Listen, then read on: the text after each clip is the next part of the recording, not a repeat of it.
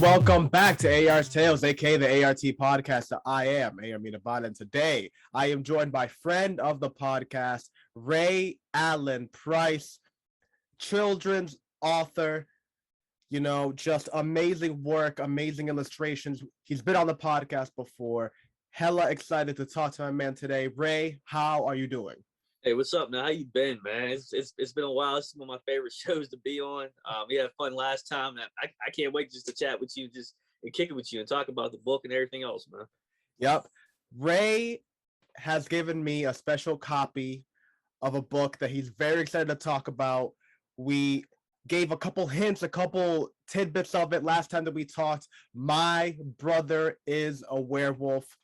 It is now, for the people that are unaware, Ray is the author of Build with Bricks, a children's story. He recreates the Three Little Pigs, wraps it up in a whole instructional thing. So it's kind of teaching kids while entertaining them. Beautiful illustrations to accompany them. Just great work. And the newest thing to hit the shelves, newest idea that he's excited to talk about, and we're gonna go right into, is My Brother is the Werewolf. So talk to the people about it. Where did the inspiration come from? How has the progress been? What's new? So with Build with Bricks, that was like my introduction to the writing world. Like, hey, I'm Ray. I'm here. I'm writing children's stories.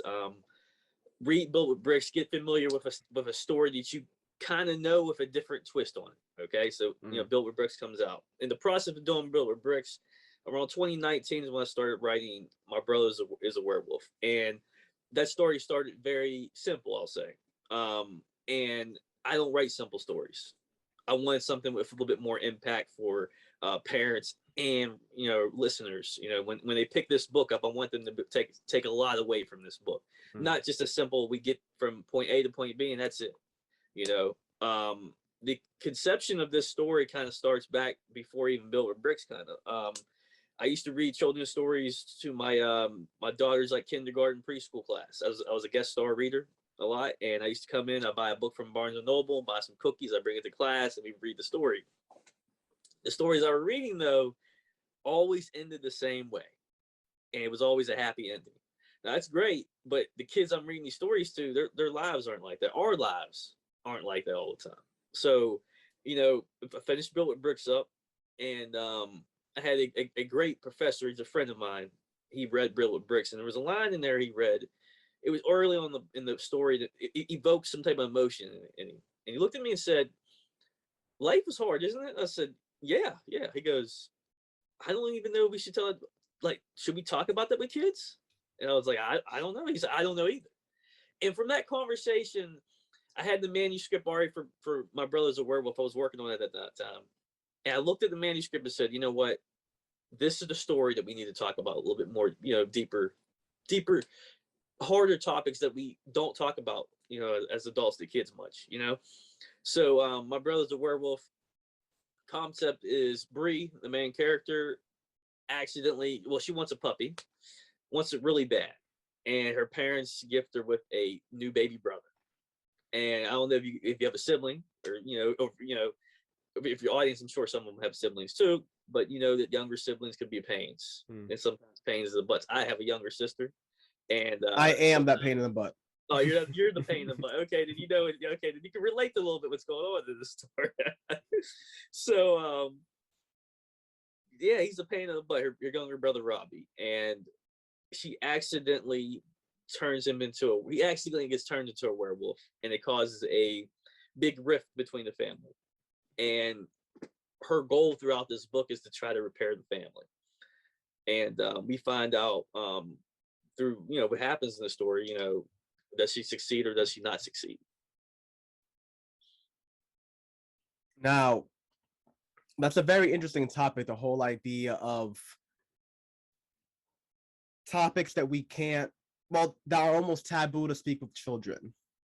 And not only do I believe that is a thing that has to do with age, but I also feel it has to do with culture, nationality, not in a racist way, but in a sense that I feel the type of themes and topics that children raised in Uganda, in Tel Aviv are going to be vastly different than the themes that are okay with people in Ohio or Kentucky, even Boston, just because, especially in America, I mean, the most obvious one is like nudity, right? Over Yeah. here, Janet Jackson by mistake gets her tit flashed, and that's it. Like fines from the FCC, all these crazy things during the Super Bowl. Oh, I can't believe they showed a titty. I mean, it's crazy. Yeah. Knowing damn well that literally you wouldn't be here without seeing a titty. Exactly. You wouldn't have made it to the age to be able to process, oh, that's a titty without having a titty in your life. There's no way, right? Or I guess unless there's test tube babies out there, or who knows what people's situations. But you understand what I'm saying philosophically, And yeah, completely. right? And then you go to Italy, and you go to a hot dog stand, has nothing to do with nudity, and there's at least 4 or 5 titties just on the banner. More than fine. More than fine. No one cares. People are like high-fiving, if anything. It's like a joke. Just Or and you know what? Even if you go to art, if you go to a museum, I mean, museums have nudity, but like it's almost like a taboo that we don't like to talk about, even though it's right there. How do you think that we should approach those type of things, especially things that, like, for example, life and death? Death is another one that, even just south of the border in Mexico, they have Day of the Dead because they understand death is a cycle of life, whereas over here we just don't even like to talk about it. Well, death's a good one. Let's get a little bit simpler. Okay, a death of a pet. Okay, that's a hard topic to talk about. It's not even the death of a human being, but imagine growing up and your best friend, it happens to be your cat or your dog, and you're a 6-year-old boy, right? And that something tragic happens to that pet. Now, the adult in that situation, they're upset, but they still have to go to work. They still have to pay the bills. They still have to do X, Y, and Z. That kid in that situation is so traumatized, and you have no idea, even as adults, because we're doing our day to day and we're worried about taking care of everything. We have no idea how it's going to affect the kid now or even later on in life. And I think what I'm trying to, talk about in these stories is that as adults, I understand we're going through our own thing, but sometimes it's good to take a step back. If you have kids or even other people in your situation, and evaluate how are they affected by what happened? How are my decisions, or even decisions outside of my control, how did that affect them? And I don't think we talk about that enough as a society. Death, divorce, drug addiction, hard topics like that. We don't talk about that. Imagine having the death of a spouse or loved one, right? And you have a kid. And that just would, you have no idea how that would tear a person up. And that would almost make you, I imagine some people would neglect how their kids feel about that, because they're so emotionally pulled in their heart and crushed about their loved one passing away, that's what they're trying to focus on, is healing themselves first, so then they can heal everybody else. Kind of makes sense in a way, but also I guess it's human nature to be like that, to be almost selfish in a way, to always worry about us and then to worry about everyone else afterwards, But I do think we do have a responsibility to also at the same time to worry about the others in our lives, and to try to help them understand what's going on, and help heal them also. Oh my God. I mean, the level of topics that you can go off, and just, there are so many things to pick apart from what you just said. So many different topics we can go off just for hours, right? Yeah. Because how do you deal with certain situations? Things like divorce, drug addiction, it can just be told from a more of a simple point of view when it's from a children's point of view, right? It is. Yeah. You don't have to make drug addiction to be about heroin. You can make it from the point of view that the child is, a friend of the child is addicted to candy. And it's kind of like, and you start off just how drugs are, that like the person just likes candy a lot, then it becomes too much, and then their teeth start getting gross, and they start getting like health effect, and they're not doing their homework like they should because they're staying up all night, and then like barely sleeping, and being in the class like all like weird and whatnot. Simple things like that, I think that will have like a lasting effect to a child. What you said about the whole emotion about divorce, I can't even remember where I saw the scene, but one of the most impactful scenes I can remember about that situation like that was, there was a relationship between a son and his father, and the son was a little bit older, and obviously the father was in his like 50s or XYZ, and they're having an argument where they've rekindled their relationship basically because there's been a period where they didn't talk, and it can be assumed it's because the death of a spouse led to them kind of like separating, and them being two guys, and everything is bottled up and not really being said much. So they have the emotional crux where the child finally just lets out and goes like, "Well, how can you abandon me? I lost my mom." And the dad finally also lets loose too, because he's obviously very bottled up too. It goes like, "Well, I lost the love of my life." And like I just always loved that exchange because it really is one of those things that both of them was right and both of them was wrong. They both lacked empathy, but they also both lacked sympathy. Like they didn't understand the other point of view, but they also weren't really fessing up with their own either. I like the death of a that interaction between someone's spouse, because the route that they can take an adult and the route that they can take a child, two different routes, and a very dangerous line to teeter right there. It can drive someone insane. It can change a person, from being a very well-mannered person to just insanity. Because, what if there's a way, how much of that stress and that heartbreak on somebody could just completely change how they are, and they can neglect things in their life, and especially their own loved ones. And I think it's a very, again, when going about writing stories like this, I'm carefully teetering the line between, okay, we want to tell a story that relates to real life events, but also we want to make this lighthearted for kids, because I can tell you this right now, I don't think a kid wants to read a sad book. And that was the hard part about writing My Brother's a Werewolf, is I didn't want to write a sad story, because kids want an entertaining story. They want something that's fun, that's going to make them laugh. But I also wanted a story where they would read something or see a scene and be like, I understand where Bree is coming from. I understand where Robbie's coming from. I get that. It makes sense, in my life, or it makes sense to something I'm familiar with. So I remember early on when I was writing this, and that, getting to the concept of, what was going on in the story. I remember going to some people and telling them, like, this is what the story's gonna be about. And they looked at me like, there's no way you can write a fun story about this topic. I was like, give me a second. Give me some time. I'll write something. They read it and was like, I can't believe you did this. I was like, and I can do it again with other topics. And that's what I plan on doing with future stories. Responses like that just make me think that people lack imagination sometimes. And not only that, but like not anything on those people in a negative way, but it's just, even look at the examples ahead of you. So look at some of the best children animations made to date. You have Up.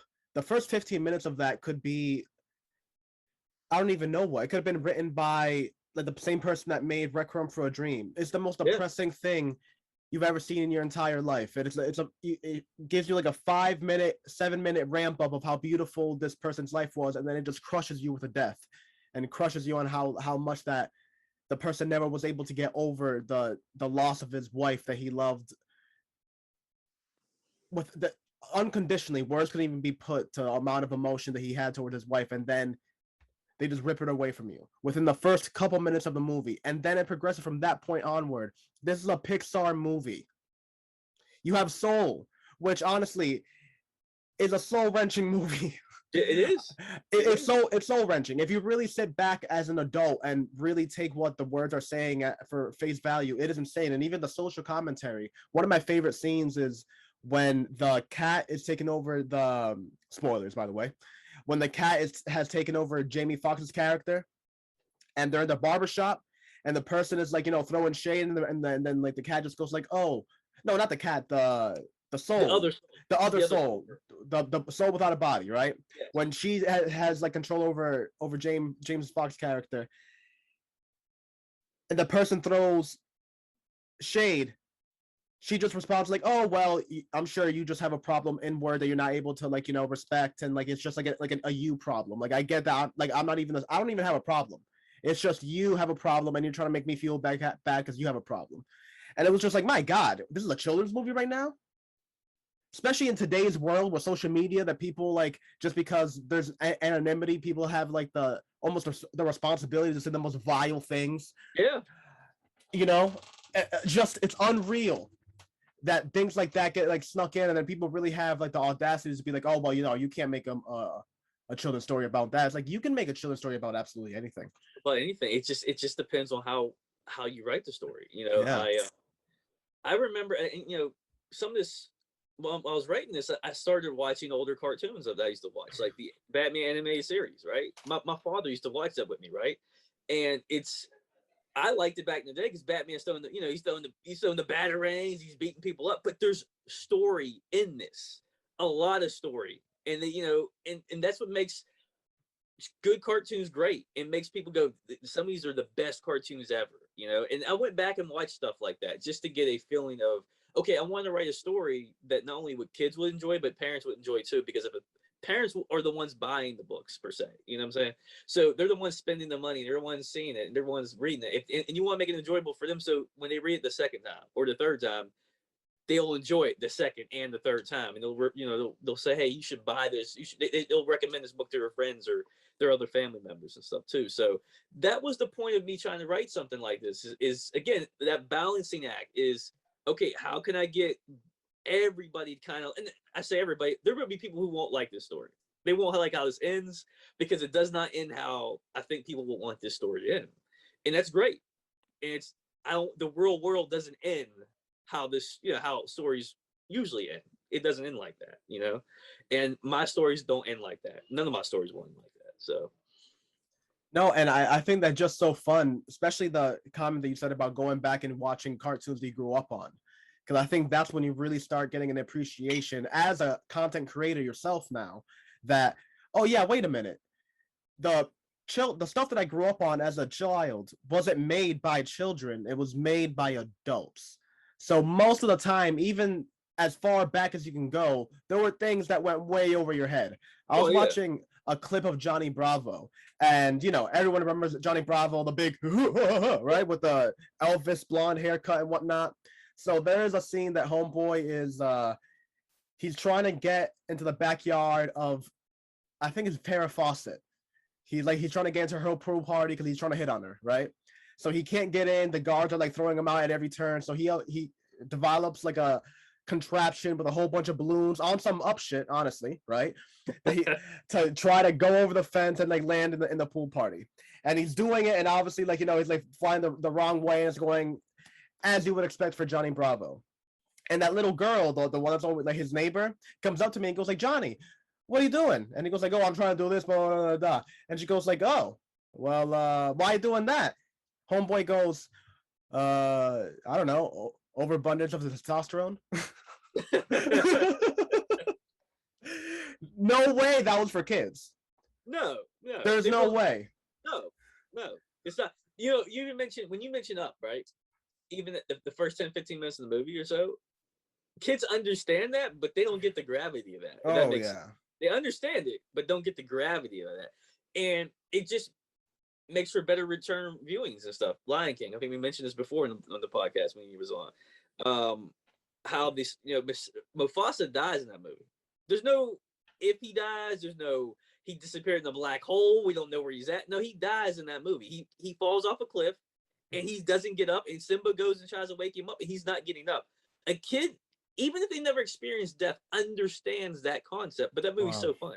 So that's what I'm saying, like, writing a story, I went back and said, there's a lot of stories like this. This isn't new. This isn't anything I invented last night or so.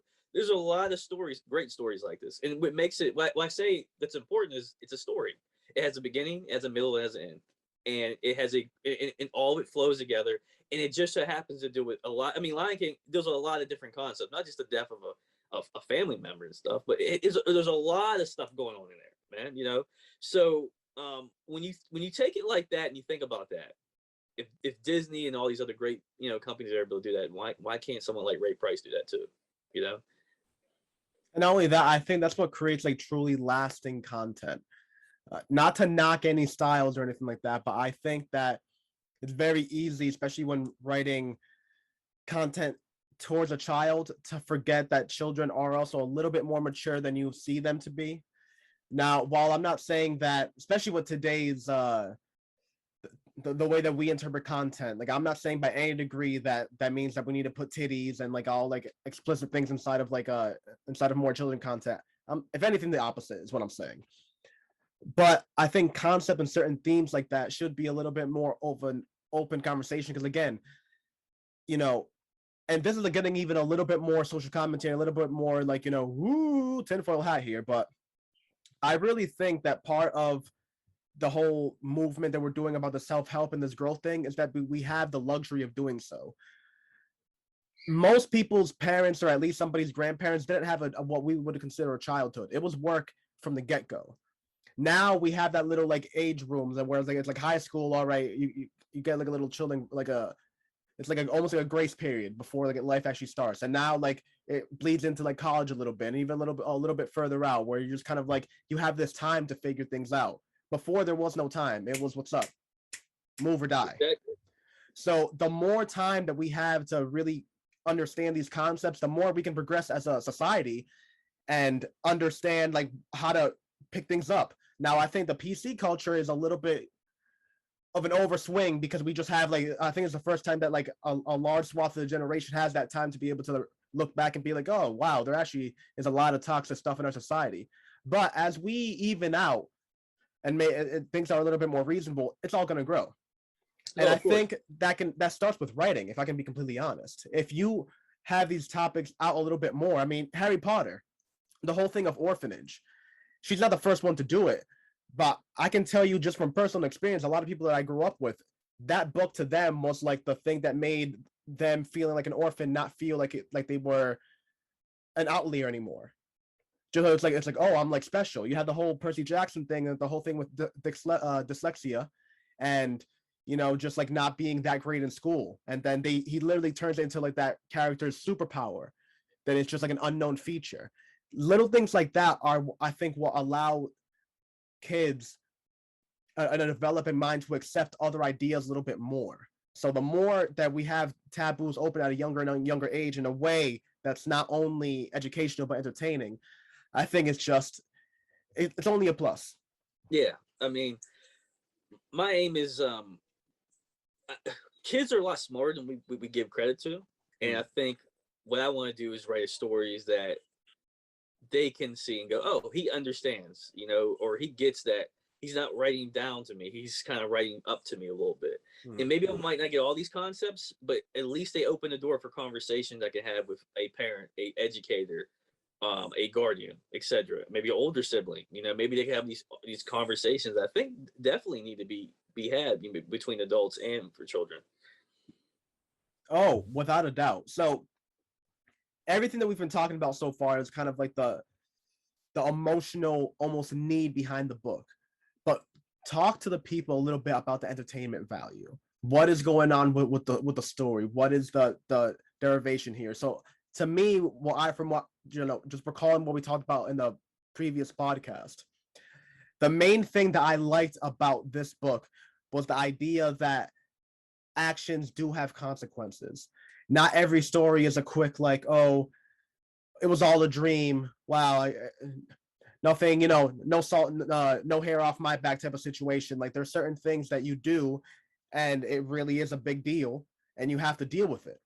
And sometimes the lesson isn't to overcome everything, but to deal with it and to understand how to grow around it instead of grow without it. You know.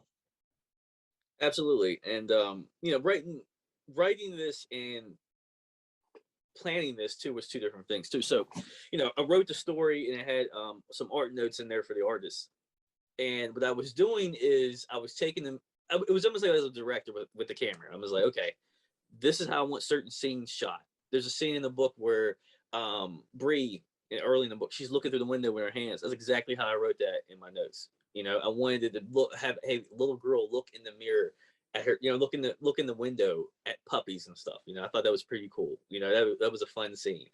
But later on in the book, there's a scene where she's actually with her dad, and it's pretty emotional. You know, and it moves the story along a little bit further. You know, she has a scene where she's talking to her dad for the first time about the event that happened with her family, and it's a very emotional time. And I wanted to write something like that because it was needed in the book. You know, but there's scenes where her and Robbie are just having the, well, actually, Robbie's having a great time because he's a 5-year-old boy who's a werewolf. You can only imagine a 5-year-old boy being turned into a werewolf, how much fun he would have in his life.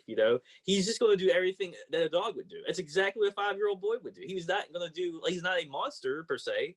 He's a kid who's happened to be a werewolf. So what's he going to do? He's going to eat dog. He's going to eat like a dog. He's going to run around like a dog. He's going to bark like a dog and stuff. He's going to do things like that because that's exactly what a 5-year-old boy would do. He's going to be on all fours like a dog.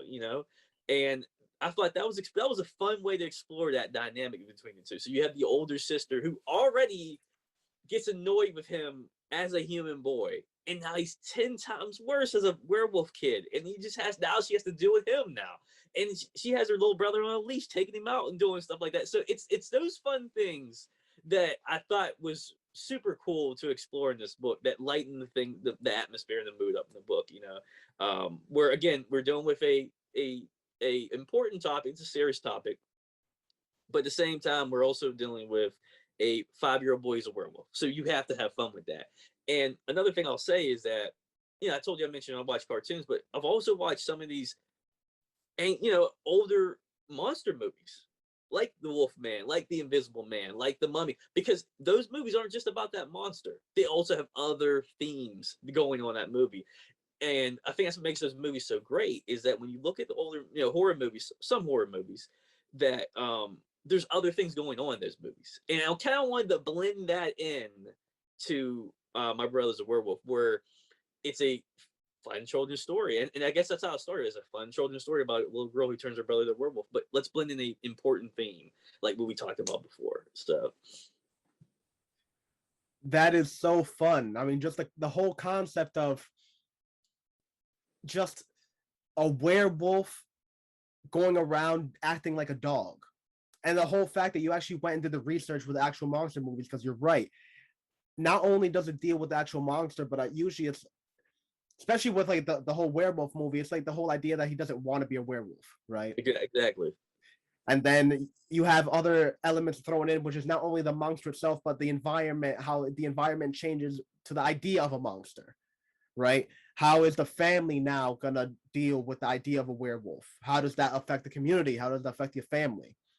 And just all these things are great little elements that not only serve as a fun and easy way to get conflict and resolution, because those are obvious things that you can just pull stories from for hours and hours, but it's allegorical in the sense because now you can sit back and think like, all right, well, what type of things, what is the version of a werewolf in real life?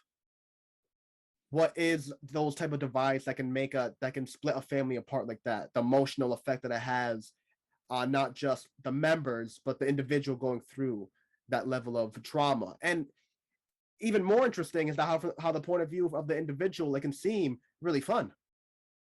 Oh yeah, I mean, like I said, like, well, I really thought about this. It's like, okay, how would a 5-year-old boy act if he or she, he was a werewolf? I'm like, he would have a blast. You imagine that you're 5.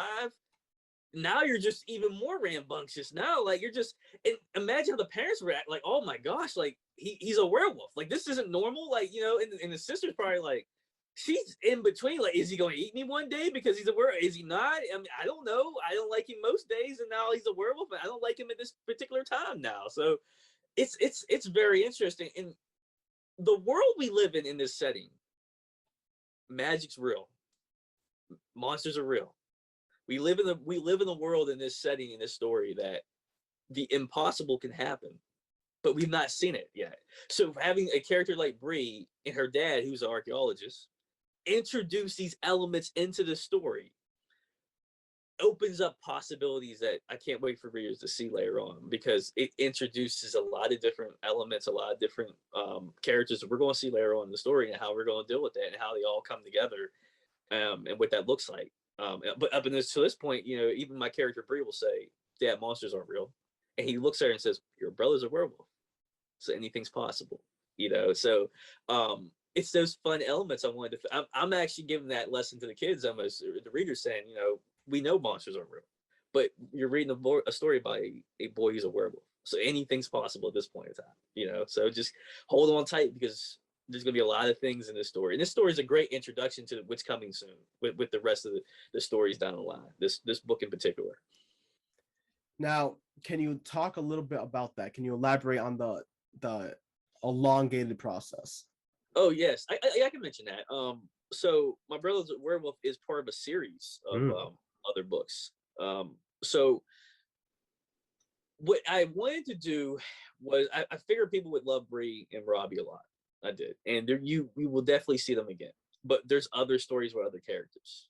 And Dad introduces, there's teasers throughout the book that Dad mentions. There's teasers throughout the book that other characters mention in this particular book that will have other stories with other characters dealing with other things in their lives. So if this story deals with a particular topic, the next story will, they're all connected and in the same universe. They all live in the same world. How they're connected, you'll have to find out and read more. But my goal was for somebody to pick up My Brother's a Werewolf, okay, but maybe they didn't pick up the next 2 books in the line. They wouldn't be confused when they maybe go back and get those books later on. They connect, but they're not, you don't have to read them in order. That makes sense. You can read them out of the order because the events in the book really, they're all individual stories that can stand alone. But if you read them in order, you get the additional information. They're almost like Marvel movies, we'll call them, where you can watch Iron Man by itself. You can watch Captain America in any order. You can watch Thor. You'll understand the story, but if you watch them in a certain order, you'll get more of that, the concepts, and you'll get more of the information, if that makes sense. No, completely.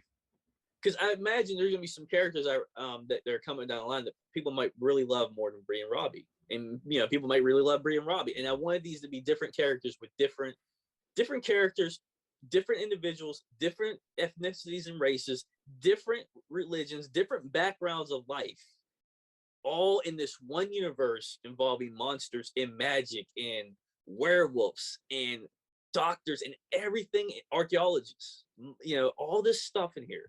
How do these people interact? How does that change? And you'll see. I mean, you'll see what's coming down the line. I can't really mention too much without spoiling the rest of the books and stuff. But there is at least planned to be 4 more books coming down the line with different characters that are not Bree and Robbie.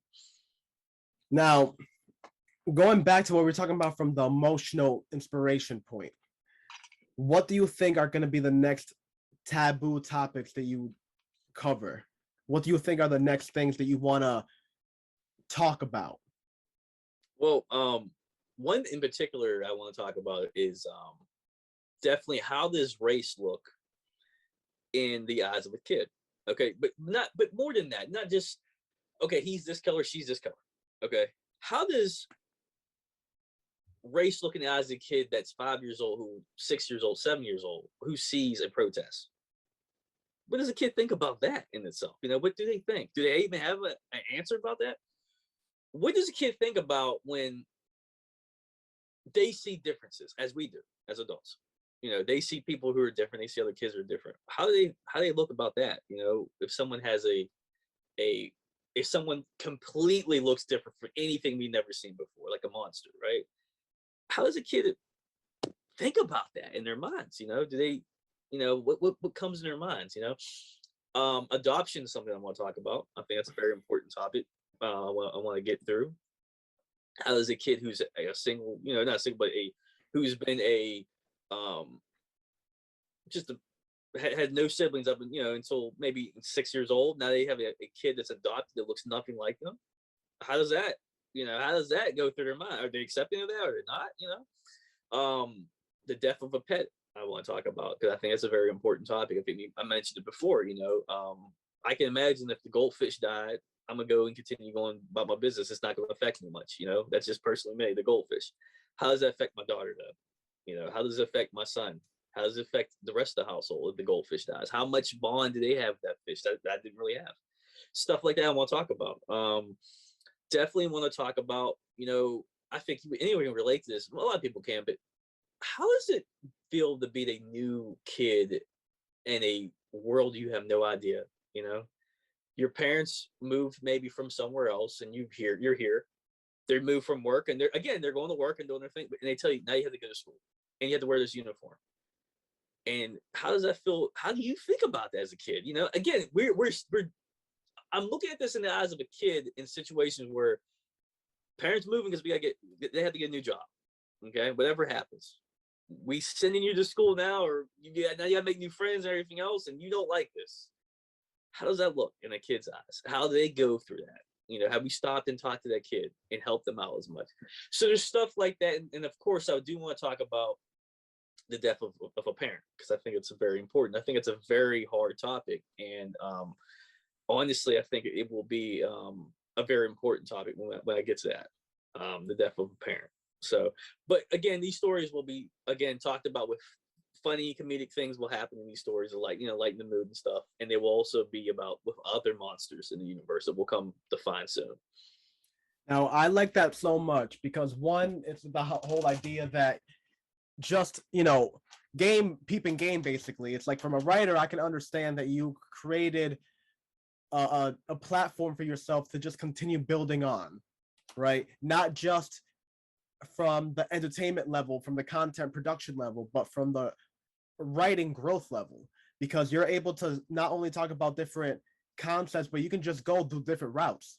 You have one with a werewolf, but for next one, you can talk about portals and other planets and how aliens, and maybe that the thing that you do about race isn't even about race, but about aliens. An alien coming down after some accord is made between the United States and, I don't know, blah, blah, blah, number 9, and they come together, and like, if there's a little kid in a school, how is he going to deal with that? I personally have felt that up until like 21. I never lived in the same house for like longer than 3 years. I moved around all the time. I'm fully aware of that feeling of like, what the hell am I going to do? And not only that, but just like how that affects a person over time and over thing. And even the whole thing about the death of a pet. I had a flash of an idea. All right, if you want to work this into a book, we can talk about percentages later. Okay. But what I thought about immediately was, imagine that you have your daughter, right? Not your daughter, but like, you know, a fictional daughter loses a pet, and then she somehow is like in a family of witches or some crazy shit like that. So she decides, well, I'm gonna go to the spirit world and I'm gonna get my fish back.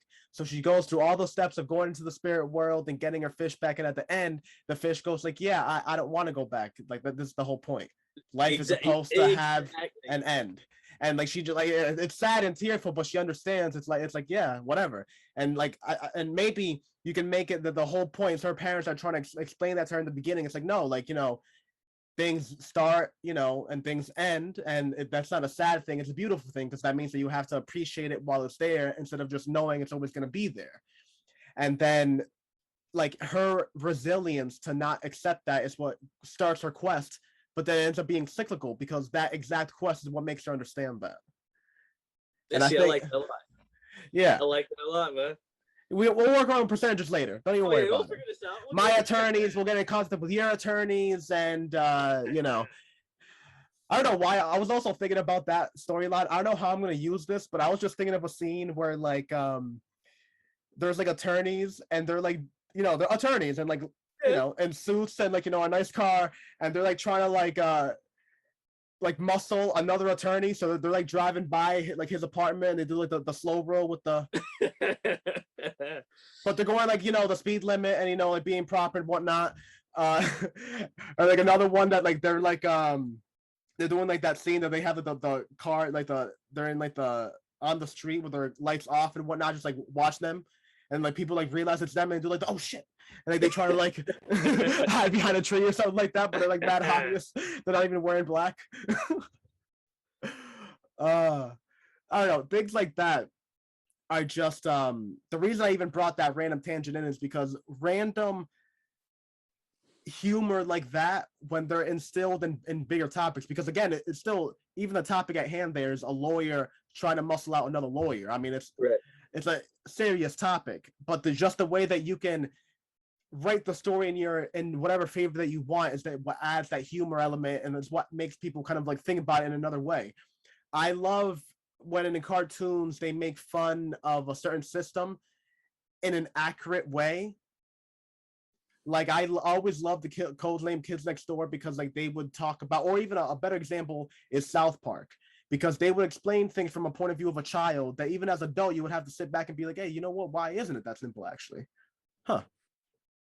And it's little hints of that, just the way that you're able to switch the narrative just a little bit, and it changes the story completely. It does. It does. I will mention something else. So some of these stories, I mentioned there's 4, right? Coming down the line. I mentioned even that there's stories that involve different races and religions and different things like that.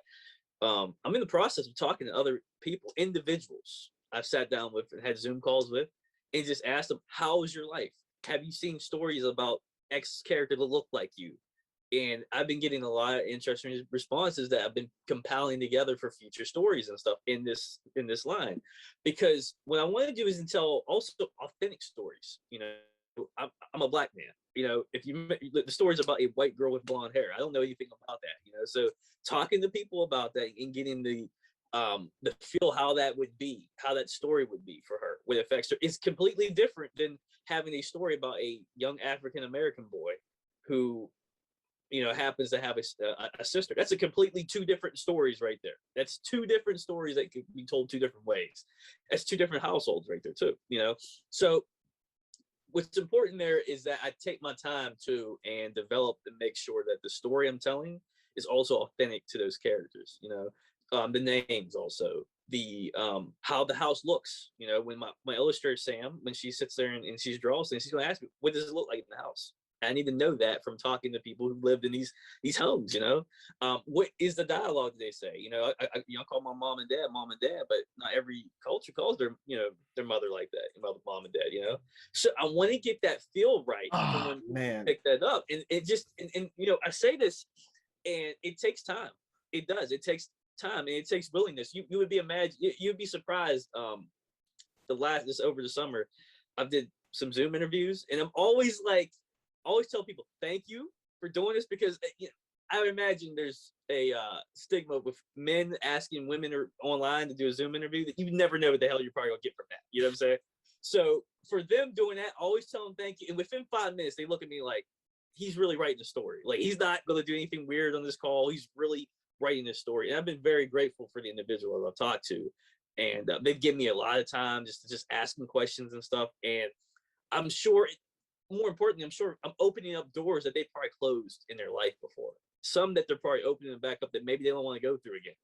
And I'm reopening doors and asking questions about things that in their life and in their past, to just get more information to make my future stories authentic as possible. So again, this isn't I say that, but it goes back to what I said before, that I do not write simple stories, and I'm not going to write a simple story. And I woke myself up from, writing the very first draft of my brother's Werewolf and said, you do not write simple stories, Ray. You need to write something a little bit more, impactful. So that's where we're at with that story, and that's where we're going to be at with the future stories too down the line. Now, I like that cultural aspect thing a lot, just because, one, in my own point of view, in my own life, I experienced that. In our culture, in Spanish culture, well, I can't say in Spanish culture all in general, but in my house, my mom is mommy, spelled M-A-M-I, right? And pop is papi, P-A-P-I, okay. Right? So in America, mommy, M-O-M-M-Y, is like babies call their mothers, right? And then when you get older, it's just mom, M-O-M period, exclamation point, right? Mom! But when I moved here and I would call my mom mommy, people would consider that as like, mommy's like, oh, why are you calling your mom mommy? What, are you a baby? And it's like, no, like mommy's like Spanish. And it's funny because like to my American friends that I would make here, it would be like, it automatically get like trash talk, right? Especially in the New England, it's like immediately ragged on, right? Yeah. But around my Spanish friends, that was like completely okay. Another great one, the whole respect for your parents thing is pretty like prominent in the Spanish cultures. Not as much with American culture. At least there's a little bit more of a leeway, especially in the adolescent years, right? Because, for example, I remember there was one time that I was hanging out with my friends, and in the group there was basically 4 Spanish kids and then 1 white kid, right? And we were all just hanging out outside of school, and then like the parents' mom that dropped him off went to go give him like a kiss or whatever, and like he immediately did like that thing of like, oh mom, no, like, I'm with my friends, and literally the four of us was like, dude, what's wrong with you? Just kiss your mom, because we're Spanish. We wouldn't Exactly. even think twice about kissing our mom in front of our friends. It's like, yeah, she gave me life. What do you give me, Skittles? Okay. All right, you know, equal, same scenes. Like, no, we have no idea of that. But I completely understand him around Americans, though, because that is icky at that age. But that's not for us. Exactly. So even those little things of those little cultural shifts are really funny, and even brings me back to a story I read when I was a kid, which was it was something called like the All American Slurp or something like that. That it was an Asian American migrating to America, and how I believe in her culture, it was perfectly acceptable to slurp, right? To like, to do it in public, that's 100% like fine. Whereas in America, it's a little bit more like looked down upon. And it was like, even though something as innocuous as that, a simple like slurp, it ended up being a theme that she moved through the story, and it had so much prevalence by the end of it that you understood the sentence, the all-American slurp, because she was able to incorporate the like that idea of the American thing with her culture. She didn't ever stop slurping. That sounded a little wrong, but you understand what I'm talking about, Exactly. folks. Get your mind out the gutter. This is what's wrong with America. But the whole thing is that she didn't give up her cultural identity in the face of a new culture. She integrated both of them, and that stayed with me even to this day. Like, I honestly couldn't even tell you the author's name or anything else about that book, but I still remember that theme, that topic, and I'm sure if you Googled it, I would be able to find the book within a couple minutes. And those are the type of things that I think is, it's, you know, it's why I love having you on. That's why I love talking to children's authors, especially when I've been having like a lot of authors that like are talking about these high fiction, crazy like adult themes. Is that at the end of it, I think children's had just such an impact, because you know, children are nothing more than baby adults. I know that seems kind of obvious, but you need to actually consider the amplifications of that. It's like you're literally giving information for people that within 10 years are going to be voting shit in. Exactly. I mean, simple as that. Within 10, 15 years, these are going to be the people that are going to have a shift in voting. They're going to have an impact on your life. Even if you don't want them to have it, they're gonna. So like, you want it to be a little, you know, a little reasonable, right? Like, one of my favorite things that like my comedian of that I love always says is that like our generation, the millennial generation, is fucked because it was right in the crux right after the whole boom of the internet, and that everything that we had, we just didn't, there wasn't like amplifications for it. Like, we were raised with the whole idea of stranger danger, don't talk to anybody on the internet, and within 5 years that's like gone. So it's like everything just kept on getting contradicted within our own generation. And he was saying that, ironically enough, this new generation that's coming up, my nieces, are going to be, even though from our point of view it seems like all they're doing is TikTok, they're going to be a little more reasonable, because they understand not only the need for PC culture, but also like how it can go overhanded. So as that gets to smooth out, as we were talking about in the beginning of the podcast, you're just going to have a better and better generations. And like, even though it seems like things are getting crazy and crazy in reality, always remember that the people screaming those things are a very vocal minority. I think for the most part, we're getting a lot more reasonable as a society. And I think that's due to content, if we're really being honest. I honestly believe that too. I think content is very important. Yeah, you brought that up about the how society has changed. I had a buddy of mine. He's working on a screenplay, and it takes place in 2 high school kids in the year 2007, and that happens to be the year I graduated high school. And it just brings back so much emotions. And he asked me about something. He goes, "What do you remember?" I was like, "I remember that being the end of malls and the beginning of streaming." And it's just, if you think about that concept in itself, it's the end of people. It's almost, malls are starting to have like random stores now. If you remember malls at that time period, they're starting to have like the random Christmas stores. You know what I'm saying? They need anything to fill in the vacancy because malls arcades. Yeah, exactly. And the internet online shopping is starting to take a hold, where that's now becoming okay, everyone is starting to do it. Amazon is, it's important now. Everybody's starting to do that now. So when you think about that, and it's in that aspect, and then music, right? It's starting to be the decline of CDs. People are still buying them, but it's so much easier to have Napster. It's so much easier to have iTunes. It's right here in your little iPod. It's right here in this new thing called an iPhone, that you have all these apps now. So when you think about that, it's very interesting when you just look at a time period like that in particular, where it's not been explored much. And I like writers who do that, go into time periods and go into topics that haven't really been explored much, and just dive a little bit deeper and pull those apart, because there's so much value you can get from that I think people forget. And that's what I'm doing here.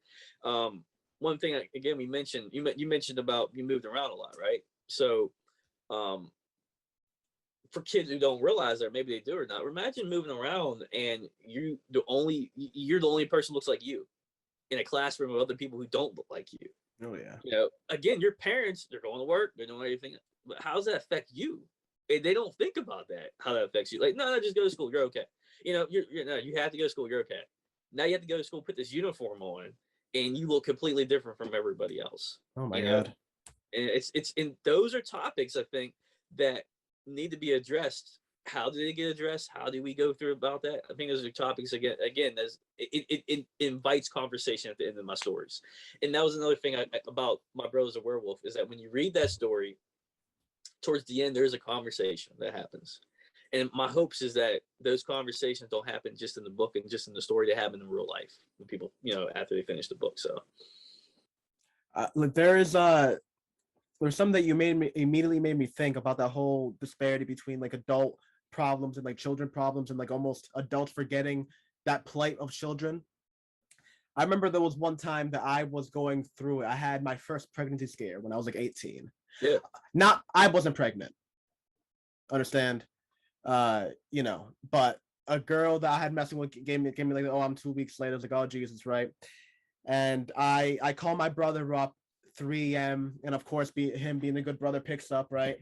And I'm just like telling him my problems, and I'm just like going through it. And he was good because he listened, right? But then his advice at the end of it was like, literally he just started laughing, and he like tried to basically, like, he said it in Spanish, but basically he said, the problems that you're facing right now are like so little.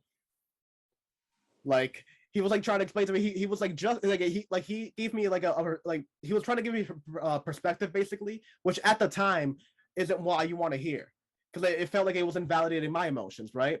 But it was one of those things that like when I sat on it, he really was right. It was like he was like, those problems, like the emotions that you're facing right now seem prevalent because it's the first time you're going through it.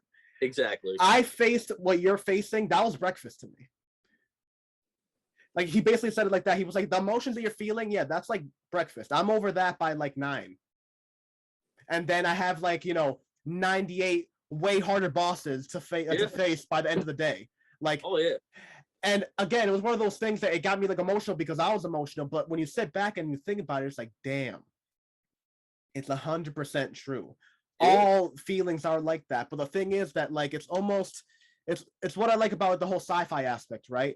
When you look at a microscope and you keep on looking down to atoms and neutrons and everything, it keeps on going down. If you point a telescope to the sky and you keep on looking at stars, it just keeps on going further out, right? But the things that you look at in the microscope don't invalidate the things that you see in the telescope. The macro and the micro both have an effect on one another, even though they seem so distant from one another. So just as he was right in that, like, oh, we have to look at the bigger picture, you also have to put down and put yourself in the smaller frame as well. Exactly. Because even though that my things are irrelevant in the universal term, they were universal to me. And not just me, but like that type of idea, that type of thing, I think is like the root of what a lot of good writing branches off with. And like you said, those are the type of conversations that you not only want to portray in your writing, but that you hope other people understand as well. I mean, it's not let's talk about adoption, right? It's not out of ordinary for a kid to be like, okay, I'm the only child, right?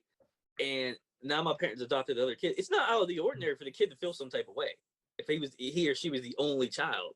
It's not it's not bad the way they're feeling. But at the same time, there's a reason why your parents adopted the kid. It wasn't a selfish reason, you know. It absolutely wasn't, you know. So there, again, you're right. There's that the micro, and then there's the macro. But understanding both will help will help enrich everybody. You know, I mean, for the parents and for the kid. Okay, why do you feel like this? Oh, didn't know you felt like this. Let me explain to you that this is why we did this, and this is how we feel about you still.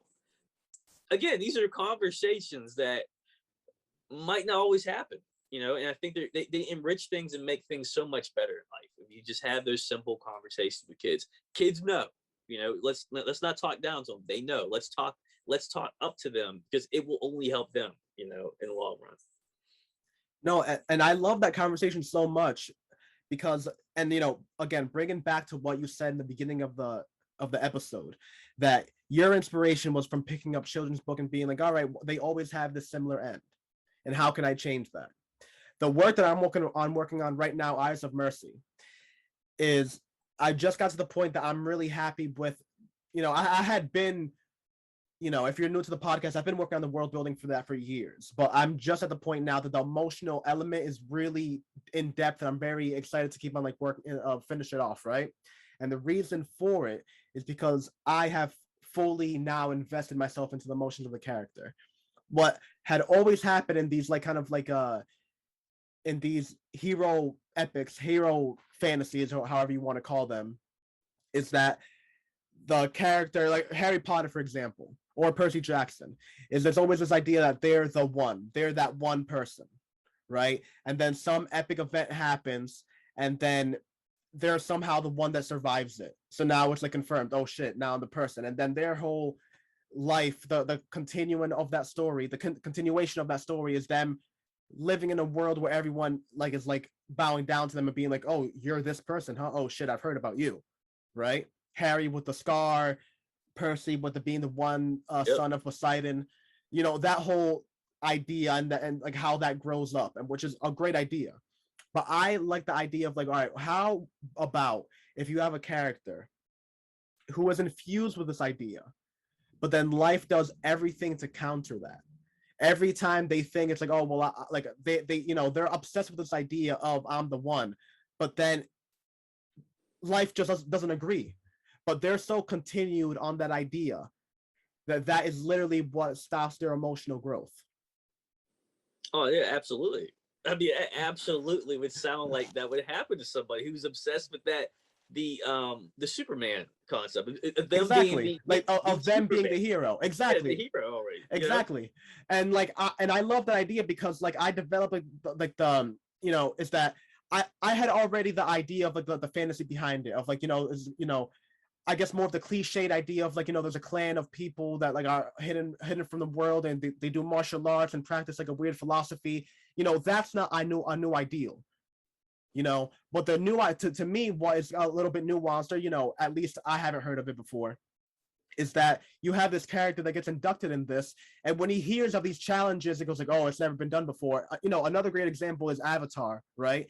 Avatar, the guy gets inducted into a mysterious clan. He learns their ways, and they tell him like, oh, there's this crazy one dragon, but no one ever rides that shit. And then of course, an hour 15 minutes later, this new guy that's been there for like 2 weeks is the dragon rider, right? How about if you take that exact same scenario where the person feels like, hey, you know what, maybe I'm that guy, maybe I'm the one that can change the world, and then they go to that challenge and they fail.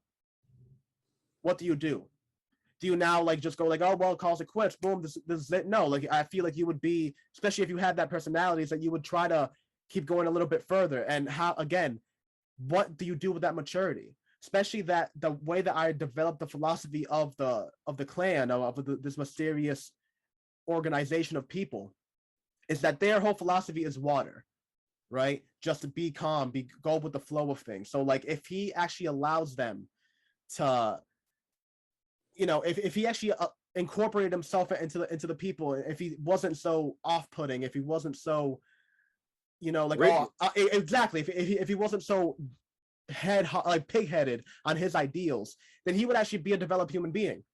He would learn with them, he would develop a family that way, but he's so stuck on the ideals of like, no, I'm the hero of the story, that it forever hinders his emotional progression. And that is something that I'm just so excited to talk about, especially in the world of today where, you know, my generation was told that college was necessary because that's the only way you think. Now we have a generation of kids that like literally YouTube stars are like more famous than Denzel Washington. PewDiePie is way more recognizable to a 14-year-old than, you know, any Oscar winner you can name of in the last like 15 years. That's just the way it is right now. Yeah. So like those type of things, expectations that people build up on top of themselves, I think that's a taboo conversation that we do not have, and one that honestly is like even, you know, exaggerated by those type of works where they always have the character that wins. I want to see the story of like, all right, what happens when you lose? How do you grow from that?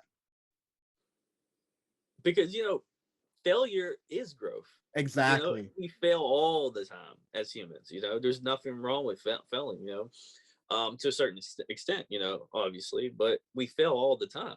That's what happens. You know, we fail at something. We fail at relationships. That happens. You fail.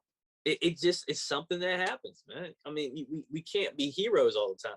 You know what's interesting? You mentioned that is that kids see, again, they read these stories about heroes. They read these stories about a hero wins, you know. And what happens when you can't win? What happens when you just can't do it? You know, is that the end of the story or the beginning of the journey still, or you know, another chapter in your journey? And I think that needs to be explored, you know, as adults and kids. And I mean, imagine you're writing something very interesting. You know, imagine if there's a rival who actually can do the things he can't do. You know, like your character's now obsessing about, I can't. He or she's way better than me at this, and can never get to that point of the other person. You know, for whatever reason, they might just, but maybe they just haven't woken up that, hey, damn it, you're good too. You're just not good as that. You're not as good as that other person. You know, basketball's like that. I mean, there can only be one champion. There can only be one MVP. You know, that's it. That's it. There's no, well, you know, maybe he's just as good as this person. No, there's only one person that's just as good. You know, and you just, I mean, you're making a lot of money. That's one thing, but at the same point, you just have to realize that you go out there and you either win the game or you lose the game. If you lose the game, you fail. That's it.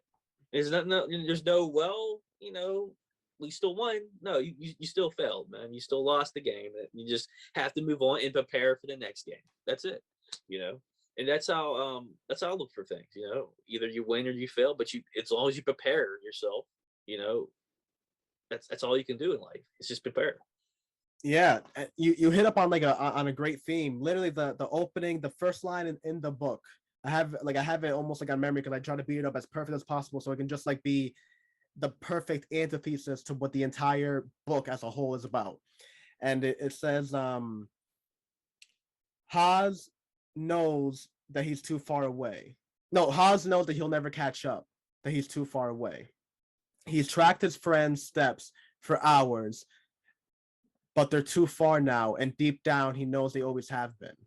So that is a physical representation because he's like, as you understand, he's like in a desert trying to catch up with his friends that are, you know, on the horizon basically, and he's just forever trying to catch up but never does. But an emotional standpoint is exactly what you just said, where emotionally he'll never catch up to his friends. He is forever on this hero fantasy. He knows it. He's fucked, but he does it anyway, and he continues walking forward. Yeah, man, that's how it is. I mean, even kids playing a damn schoolyard game. You know what I'm saying? Like, there's probably gonna be one kid that's the best at playing kickball. You know, it's just how it is. There's nothing you can do. You could train hard, you know, then practice hard and be good. But sometimes even that will not make you the best player. You know, you'll get good, and getting good is, how can you get good? You know, not how can I get good or how can, you know, someone else. What is your level of that? What does that mean for you? You know, and I think we need to look at that as our own bars in life. You know, is what does my look different than yours? Obviously, you know, what is my success? How is that measured for me and not for someone else? And you know, the internet, the internet's different, and social media is interesting because I think we look at that other people's success a lot, and we don't look at our success. And I think that's almost been a detriment, especially like YouTube videos and stuff, right? People's like, hey, that's what I'm gonna do all my life and stuff like that. I'm just quit everything. I'm just do YouTube stuff. I mean, it's harder. And I mean, it depends how much time you're gonna put in. It is hard doing a lot of stuff. It's hard writing. It depends how much time you're gonna put in. It's hard doing a lot of things in life, but the time and preparation just makes the difference of everything. I think, kids see that the TikTok videos and YouTube videos, I think they're like, I could just do that tomorrow and make all this money, but people just don't do that tomorrow and make all this money. All it comes from preparation. It comes from, the skill they have. There's a lot of stuff in the background that we don't know about. We're just seeing these people get paid a lot of money. We're not seeing everything. We're not seeing the whole picture for what it is, No, definitely. And the worst part about it too is that the whole thing when, with my generation, or even just talking to people, my sister's age and up about the way that I'm making money, the way that the people around me are making money, it's just still kind of like, oh, really? Because even then, it's like the whole idea that we were like implanted on was like, all right, without college degree, you can't do it. But like people my generation though are now facing are now looking in the mirror and being like, well, was it worth it? Oh yeah, I mean, I can't tell you how crazy it is to me that you look for jobs right now and a social media whatever that just just has a certain amount of knowledge about social media and SEO, constructions, high school degree required, nothing really higher. That job can pay you easily more than a doctorate. Oh, it definitely can. By a lot. That's just like how we're living right now. So like it just makes you question like everything. How is generation moving? And to me, the most important and interesting aspect that technology is making that exponential growth is shortening the time, I think, of what generations are. If I talk to people 3 years younger than me, I feel a genuine gap between our experiences. And I'm not just talking about TV shows and things like that, where there's probably going to be a lot of things that we can like call similar. But for example, when I talk to my friends, 27 and plus 8 years old, how do we talk? Phone calls. I talk to people, let's say like 24, 23, FaceTimes. You talk to anybody younger than that, and it's Snapchats or like I don't even know what. It's just like there's just like different. Yeah. There's different methods of communication or texting all the time. That's a big one. Just constant texting. And I got asked, it's like, why is it that if I call you or something like that, you pick up immediately, but if it's a text, you're gonna respond in like a couple hours. And it's like, well, because that's what I grew up on. How I grew up, like while you were texting and on Facebook, like at the age that you had Facebook, I had, hi, is Brian home? Yep. That's what I had. And the mom would put down the phone and you would hear like, the phone hitting the counter and your friend doing the hello? Hey, what's up, man? Hey, let's go ride our bikes. Meet me in the corner. Like, whatever it was. That's what I grew up on. That was my method of communication. And now just like, it almost impresses me because like, what's going to happen in 10 years from now? The difference is going to be 2 years and then 1 year because technology is going to keep on going faster and faster and faster and faster and faster. Yeah, it's interesting. Just communication has really changed a lot, how we communicate with people. Like I mentioned, like being able to talk to just different people from different backgrounds and stuff. That was something I never thought I was gonna be able to do. Talk to people from different countries and stuff like that. Just about a children's picture book. I'm working on like that. That sounds almost unheard of. But that's giving me the opportunity to do all that. But even telling people, like even me, just telling people like, what do you do? I tell them, my main job, I'm a fraud investigator, but I'm also an author for a children's book. And they look at me like, really? I'm like, yeah, I write children's books, I publish them and I write them, and they're like, wow, that's interesting. And up until probably about 4 or 5 years ago, I thought that would never be something I'd be able to do, something I always wanted to do. But I thought that, wow, that'd been nice if I'd been able to do that like 15. If I was like, maybe 40 years ago, I could have done that, And then it came to the realization I can do that today because of all the technology that we have available to us. I can do that today and build a great product that people will enjoy. And for me, sometimes even now, like today was the cover reveal, right? For the My Brother's a Werewolf. It's on Twitter, and it just still surprises me. Like that, oh yeah, I'm an author. This is for real. You know what I'm saying? It still catches me off guard. Even though I published a book last year, I'm still caught off guard by that, man. Like, oh yeah, like this is real, you know? Like and it feels good to do stuff like that. But it is like wow, it's very interesting to be able to, you know, to say it's your author. You know what I'm talking about, man. You know, another author to another author. It's a surreal feeling in a way, you know, that people have read something that you've written, but it's also it's exciting, it's scary, it is an emotional thing. It really is. There's some emotions involved with that, you know, and it's funny because up until like 2 weeks, I'm like, yeah, we're gonna do this, we're gonna do that, like covers coming out on this day, and then when it comes the day before, I'm like, geez, I'm nervous for just the cover to come out. No one's reading anything yet. I'm just nervous for the cover, you know? And it's just so interesting about that. I think it just tells you just about how people feel about, you know, that tells you, someone told me, I talked to a very good friend of mine, and she said to me, you're so passionate about what you do. I said, how do you know? You talk to a lot of writers. She says, I know because I talk to a lot of writers. You know, she says, there's some writers that write stuff and they can't wait just to write so they're done. They don't want to write anymore. They just want to get it out there. There's some that write and they think it's the best thing in the world that they've written. She goes, but you write something you're so passionate about, not just the writing, but the team you put together, the story you're putting together. You know that you know it's not the best thing ever in the world. There's all these books. There's millions of books out there, millions of stories. But you know what you put together, you're so proud of doing, and that just makes it 10 times better, you know. And I was very when she said that, it cheered me up because I know she talks to many writers and stuff. So it was a hell of a feeling hearing that. No, that's I mean, this whole process is one of the most surreal things ever. Just it really leaves you without words, especially just not only your recognition, but when you actually get like just recently a cover that the company made, like the first cover that I made for a client. Okay. It won an award actually. That I wasn't even aware. Oh, nice. I wasn't even aware that the client entered it, and we got second place in like readers' favorite. Like actually, I wasn't even aware of the website, and then like I found out, I was like, oh my god, and even just that, it was the weirdest feeling. Because I remember I woke up and I remember it was actually one of those like weird days that I had gone out to a couple of bookstores, and I had been doing great, but it was just that one day that the couple that I talked to were kind of like, oh, we don't do indie authors, and it was kind of like, you know, and you still have your chin up, but you know, you're doing like that. Yeah, I know. Arrested Development walk back home, kicking a rock, you know. You still try, like, you know, you're still like, hey, you know what? I gotta, you know, 8 out of 14 ain't bad or whatever, but you're still thinking, yeah, but 14 out of 14 would have been great. Exactly.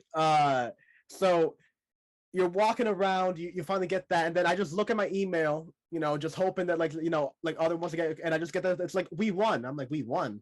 Immediately thinking it's like one of those, like, you know, like some spammer getting back to me. I was like, motherfucker, how you get my email? Huh? This is my this is my business one. How you finding that? And then I click on it, it's just like that. It's like, oh.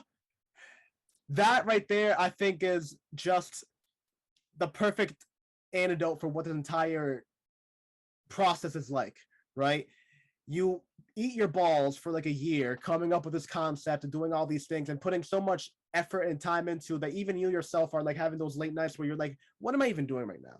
Yeah. What is this adding to my life? Like, am I really the person, you know, am I really leaving the hero's tale where like I'm going to be telling this story on Jimmy Kimmel and it's like, oh, well, you know, back in my day I was doing this? Or are you just wasting your time and you're going to be that weird guy in the corner? It's like, oh yeah, he used to write books like 5 years ago, and like you know, you just have a garage filled with like unused manuscripts and whatnot. But then you get that one review of a person being like, oh man, that's awesome. Or you have another peer looking at you and being like, hey, listen, I know we talk to like a lot of authors and whatnot, but like you're definitely about your shit. Even if like the content behind it doesn't like necessarily follow, like even like just the energy that you emit when you write is something that is going to be followed and something that's going to be wanted by readers. Those are the things that just lift you up to like cloud 18, just way for just. It is the best roller coaster you can ever be on, honestly, to be a writer, if you ask me. I real quick anecdote. Probably maybe May of this past year. I had a teacher. She actually bought my book, Build with Bricks, and she read it to her class, and thought that was it, you know. And she messaged me and said the class wanted to show you something. So I was like, okay. And they had all these thank you letters and these reviews for Build with Bricks. And I know at that point I've gotten plenty of reviews for Build with Bricks. Those were truly my favorite reviews for actually for kids who read Build with Bricks. And I actually cried reading that. It made my day, and it was so good that I actually did a video for those kids. And imagine being they're a third grade class. Imagine being a third grade class reading a story and having the author come and give you a personalized video. That's pretty damn cool, man. I sat there and thought, again, I went reverse and put and put my mind in those kids. I was like, that has to be cool to be able to do something like that, to sit and have an author send a personalized video saying thank you for that. That was truly special, and I had plenty of reviews. Those are some of my favorite reviews, man, is those reviews for those kids. And just awesome, just what they were thinking, man, and just be able to say this book might be the book that helps them later on in life, that they might not forget, and that might make them write or act or whatever, or draw. They might be an artist because of that, and they might go back in there and say the first book I remember that was so impactful was Built with Bricks, and now blah blah blah. And it's just awesome to be able to do that. So yeah, man, that feeling of being an author is so fucking incredible, man. It really is. Got it. It really is. And just, I have to agree with her. Game recognizes game, kin versus kin. Just, it really is the passion. It's like somebody asked me on an interview that I did for like the promotion of my book that I'm sure you can like recognize with my answer. They asked me like, what is the thing that you want, like that you want to sell people on? Like, what would you try to say in order to get people to read your book? And like simply I just put it as like, hey, listen, I could really give two fucks if you don't like the characters, the situation, the way that I write. Know that I put my actual soul into this book. Like, you want to talk about anything that's like an actual like work of passion, something that I really put my foot and my heel and my elbow and like a part of my head and got the batter in my nose and up my nostrils and whatnot. That is the book. Like, there is nothing in there that I sacrificed because I didn't want to step on anybody's toes. Like, everything is in there. That is raw passion, raw emotion that I put in there. My work, my ideas, everything to the T. Even the small little anecdotes and the illustrations, everything.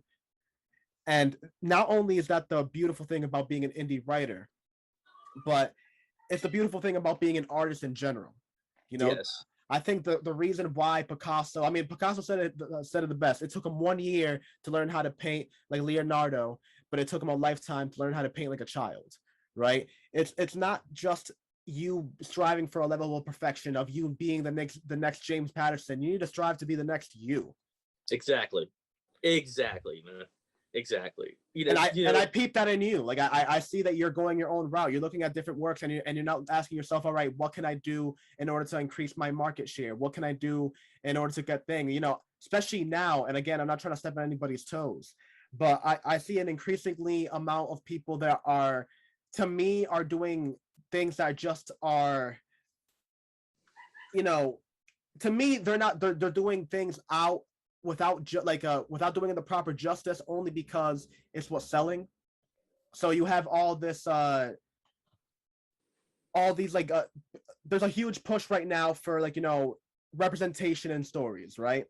And that I'm all for it. Beautiful. It is, it's what we talked about before. As those type of conversations are more brought up, it's just going to make a better society. I'm all for it. But at the same time, I think there are certain people that jump on that boat just so they can fan attention their way in order to get attention to their work. And I think that authenticity just it not only does it ricochet in the author, but it ricochets in the work itself. And it just feels like the fact that you go after things and you're not worried about what's selling. You're not worried about, all right, well, let me do whatever is hot as far as kids go right now. You're not looking at Coco Melon and go all right, we need to get some songs in there that their parents are gonna want to blow the brains out after the 110th hearing of it. But you're just going, I want to make my own work here. And that right there is it's artist integrity. And I will forever follow people that truly have integrity with their art. I love that you said that, because it seems to be, I don't know why, but there seems to be a stigma with indie artists. Okay. or just indie creators in general. And I truly I love the post I see when people say that I'm finally published by such and such. I hate the post that someone says I'm finally an author because now I'm signed. Because you're an author as soon as you put your pen to the paper, or as soon as you type. You're an author. You didn't need the validation of an agent or a publisher behind you. You didn't need that, And those are the posts that I see and go, that's not the message you want to send to somebody, And I guess the message I want to send to somebody is, that not a lot of people's going to like my work. Not a lot of agents or publishers are going to like the work because there could be too many words. The subject matter is it's kind of serious. It is funny, but it might not fit that what they're looking for, and that's fine. But Ray Price and my creators I've gotten together with, we believe in this project. We're passionate about this project.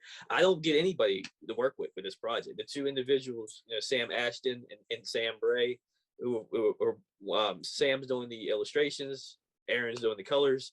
Both of them, we've had conversations. I hired both of them because I said, hey, I want you, this is your project. You're not just a worker. This is your project. Make this your own, because when someone sees this, I want you to be proud of this, and that's what it's about when I'm working with somebody, is that let's not look at this as you're getting paid and, we're just putting something out. We're putting your name is on this book. People will see your name and see my name. And when they read this, I need you to like this project. I need you to love this project like I do. And if you do, and you believe in this, then that's all the validation we need. That's all. I don't need a publisher. I don't need and I've gotten multiple publishers and multiple agents contact me about my Brothers of Werewolf. And I've denied a lot because they weren't trying to make my story a home. They were trying to make my story amongst other stories. Mm-hmm. And my story needs to feel like it's home, feel like there's some love behind that. And I always ask, well, what can you do different than I can't do for my story? And I never got the response that was able to make me feel comfortable. So I'm keeping my story home with me for now, and I'm publishing it. I'm be an indie publisher. I'm gonna publish it the right way, And again, if I'm only make one kid happy from the story, I'd be happy with that. I don't need to have I don't need to be on talk shows and everything else. If I just make one person happy about this, one child says, this is my favorite story. Just a great story. That's a win for me, man. Yeah, I mean, just the ups and turns of like this whole industry, the way that we write, the way that we create these fantasies. Like I said, I really just almost have to really take my hat off and like thank you for the integrity, because to me that is just the key. The reason I love Quentin Tarantino, for example, is like when people ask him, there was an interview that he did, and I've mentioned this a couple of times on the podcast, but it was an interview that he did that somebody was basically calling him out on how can you, talk about slavery as a white man. And before the person even finished the question, he was like, hey, I can do whatever the fuck I want. Yeah. You're not the producer. You got no money on this. Whose mans are you? Somebody somebody pick this man up and just get him away from me. Like why? How are you even in the conversation? You can have your opinion, but there's a huge difference between having an opinion and having an actual actionable opinion. Like you can have all your opinion all you want. Does not now mean that I have to address that opinion and act upon that opinion. I can acknowledge and be like, yes, you have that opinion, and we can high five in the middle somehow. Yeah. Nowhere does it mean I have to now act on that. There was one time a person that was editing my book, well, that I had asked about my book. They said that my prologue was awesome writing. They loved it, but they don't believe in prologue, so I should take that out. Wow, that's like, it feels like that's an oxymoron. It's like, wait, aren't we here? Aren't we here? Didn't we buy the movie ticket to like read? But like, even though it's well read, just because that idea of a prologue is like off. I don't know. It's those rigid things like that even if the person has a lot of credibility behind them and they could be right, it's almost again, it's what you said. It brings back to the very beginning of the podcast. It lacks imagination. It does. There is no endless. There are no borders to this game. You can write a story about anything, And as dark as you want to get, it's just the way that you show off the information, the way that you perpetrate that the development of the characters, the development of the scene, the locations, the awesome little tidbits, you know, the conflict and resolution, the humor in between. That is what sells everything. And again, just to bring it all home, it's the passion in between. So to turn that question around to you, now that we're approaching the end of this, what would you tell people is the sale point? Why would you tell? And again, if you're unaware or if you haven't picked it up yet, Build with Bricks out now. Get it paperback. Get the physical copy of it. Beautifully illustrated. Pick it up for your kids, even if for yourself. Hey, you know, it's a good read. All right. Hey. Do what you got to do, and make sure to follow him on social media so you can stay up to date on the progress and the release of My Brother is a Werewolf. I've gotten some of, I've read some of it already. You're in for a good one, and the illustrations are top fucking notch. So make sure to keep aware for that. So I'll turn around to you. What can people expect out of this, and what would you tell people is the main reason to pick up this book? I will say the ebook is available for pre-order today. My Brother's Werewolf. So you can pre-order that today through Amazon. If you go on my social media, there's the website's there too. You can click the website. You can learn all about the story. You can learn about the creative team behind it, and there'll be more news to come. And you can see the cover of the book too.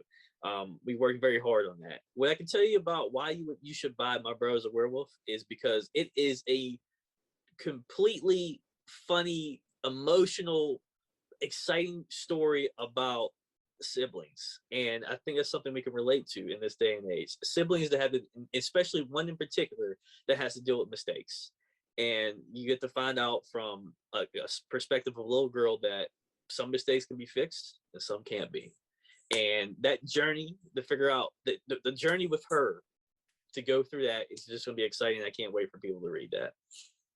You heard it here first, and just so we can be 100% now. As you know, all the tags and social media links will be right underneath in the banners. But for the people listening on the podcast, where can people find you on Instagram, on Twitter, website? So on Twitter, you can find me at Raymond A. Price. That's on Twitter. The website is a little long, and I believe it's the website's pretty long. If you could just put that in the below in the link and stuff for people. But the website's also in my bio now. So if you go to my bio on Twitter at Raymond A. Price, just click it. You can go straight to the website for the book. And again, you can learn about the book and the creative team behind that. And you can see the cover. You see the first 4 pictures. The first 4 pages of the book will be on the website. We want you guys to be interested, and I want to give you as much information as possible to make an informed decision about the story. So that's the only place you can find me, though, is the social media or the Twitter and the website. So Build with Bricks also has an Instagram, does it not? Oh yeah, it does. Build with Bricks does have an Instagram. If you don't remember, I actually believe it's at buildwithbricks.rp. I think, yeah, I'm pretty sure it is. The social media manager, she manages Build with Bricks, so I don't usually manage that, but usually if she has any questions, she forwards that to me. So perfect. Now again, make sure to pick up the copy. Ray Allen Price. Again, the return of the price. The Price is Right. That's going to be the name of this episode. The Price is Right. Make sure to get this man's books. Children everywhere. This is it. This is the beginning of a long career. I really believe in this work. Awesome shit, honestly. Ray, thanks again for coming on. This is the end of the podcast. AR's Tales, aka the ART podcast. I've been AR. He's been Ray. Peace out, folks. Check with us next Monday for when we talk with another author. You already know the deal. Peace out.